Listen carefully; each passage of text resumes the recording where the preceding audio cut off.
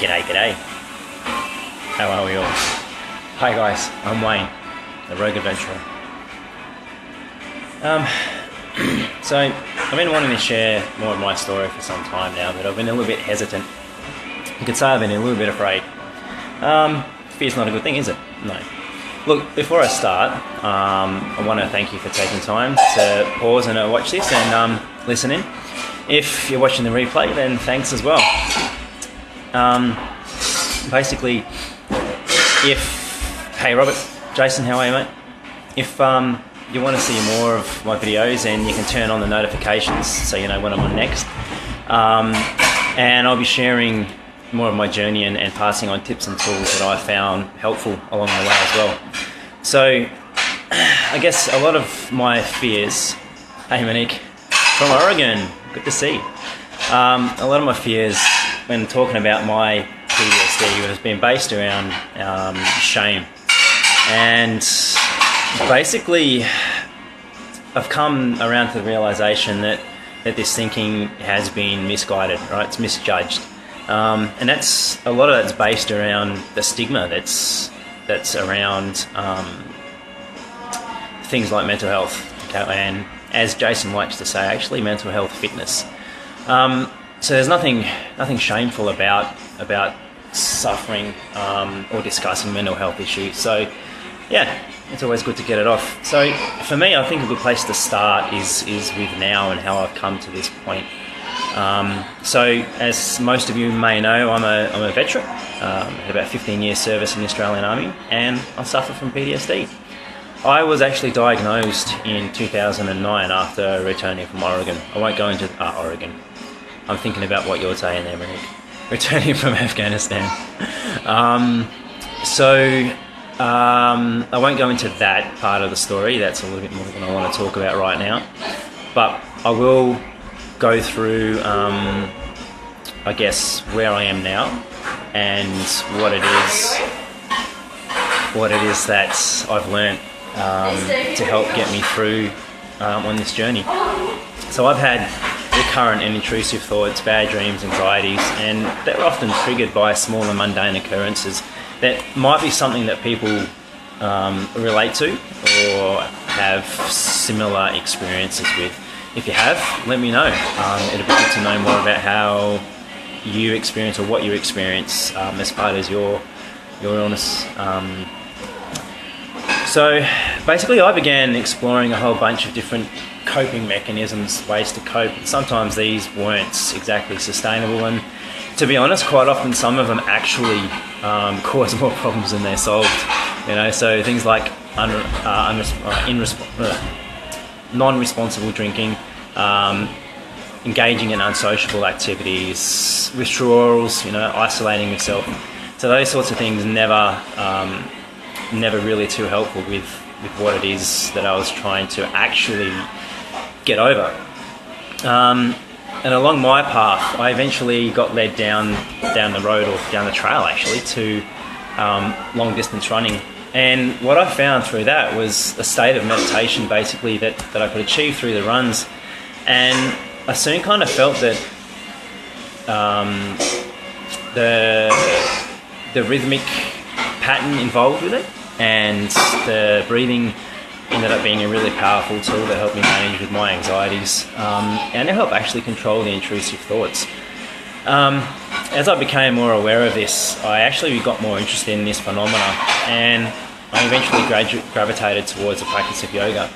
And through this I found a deep sense of calm, belonging, and even actually, dare I say, spirituality. Not that I'm a overly religious person, but that's just something that I felt through practicing yoga. You may know, I've just completed a 200-hour yoga teacher training course in Indonesia, which was really almost enlightening, I guess. I did learn a lot, but I'll go into that later. So my next thing I did was that I took on freediving, learning the freedive, and this was a sport that held great attraction to me. A lot of that was because of the challenges involved, but also basically it was the perceived fears that were involved with it, basically because it was talked about as being such a dangerous sport. It wasn't long though until I realised that the dangers, while they were real, don't get me wrong, were actually easily mitigated, and through practice and teamwork, I actually found an amazing sense of community, which was something that I was missing in my life, especially after basically getting out of defence. You do lose that amazing sense of community. Jason, yeah, true. Intrusive thoughts, noise sensitivity, hypervigilance is a big one. Disengagement from a lot of things, and OCD, yeah, definitely understand that one. A little bit of OCD is not bad though. OCD is good to help make sure you have some routine. Manique, noises and smells, yeah, dude. Big one for me is actually the smell of jet fuel burning, like at airports and that sort of thing. Not exactly always pleasant, especially if it catches you off guard. So, as I said, with freediving, the breath work was an amazing tool, and then I found that the adrenaline involved with it was something that really gave me the edge back that I've been missing. Basically, to be honest, freediving kind of gave me a sense or a feeling of awesomeness, and it brought back that awesome as being a real feeling again, something that I'd lost when I got out of defence, because it basically, yeah, I mean, you lost that feeling of having something really passionate or something that really drove you towards achieving something. So yeah, it was good to find awesome again. Hey Colin, how are you, mate? Thanks for jumping on. Excuse me.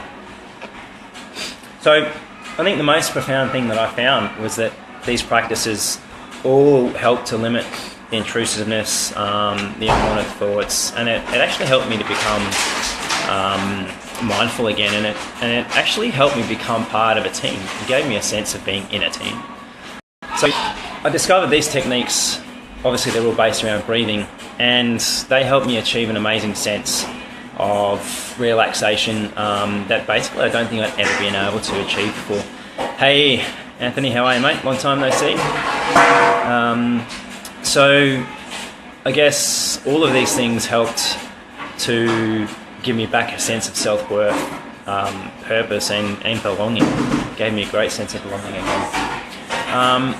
So basically what I want to do from here is I want to invite everyone to share more of my journey as I tell it. It'll be coming through in this medium. But I also want people to share their stories with me. So whether it's openly by doing your own Facebook Lives, or even just sending me a message or an email to basically tell me what it is that they've used and found to help them work through their things. And basically I think that hopefully together we can all help come together and help more veterans find their self-worth, sense of belonging, and even reignite their sense of purpose.